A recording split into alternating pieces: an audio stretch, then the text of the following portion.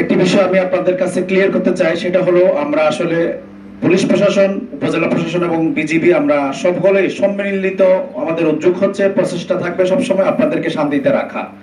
তো সেক্ষেত্রে আপনারা অতীতে যেভাবে সহযোগিতা করে আসছেন বিভিন্ন শ্রেণী পেশার মানুষ, আশা করি আগামী দিনগুলোতে আপনারা আমাদেরকে সহযোগিতা দিয়ে যাবেন, তথ্য দিয়ে, বিভিন্ন পরামর্শ দিয়ে।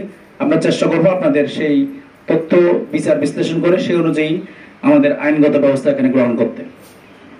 সম্প্রতি রামগড়ে বেশ কিছু বিচ্ছিন্ন চুরির ঘটনা ঘটেছে।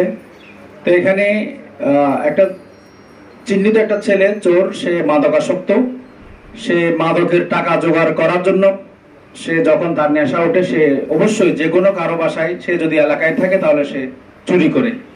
তা আমরা এর পূর্বে একটা বাসা থেকে সে টিভি, ফ্রিজ, বৈদ্যুতিক চুলা তো সহ সব কম্বল এগুলো চুরি করেছিল। চুরি করার 5-7 ঘন্টার মধ্যে আমরা ওই চোর সহ ওই মালামালগুলো উদ্ধার করতে সক্ষম হয়েছিলাম এবং তাকে আমরা বিজ্ঞ আদালতে প্রেরণ করেছি।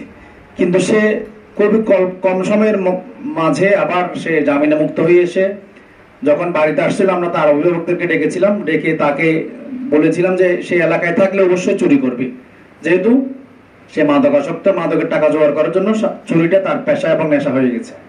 তো অভিভাবককে বলে আমরা তাকে কিছুদিন চিটংয়ে পাঠিয়েছিলাম, সে ওখানে কিছুদিন ছিল। সে যেখানে তার চাচা যে ওখানে স্থান দিয়েছিল, তার চাচার টাকা চুরি করে আবার সে এলাকায় চলে আসছে এবং 2-1টি বিচ্ছিন্নভাবে চুরি করেছে এখানে।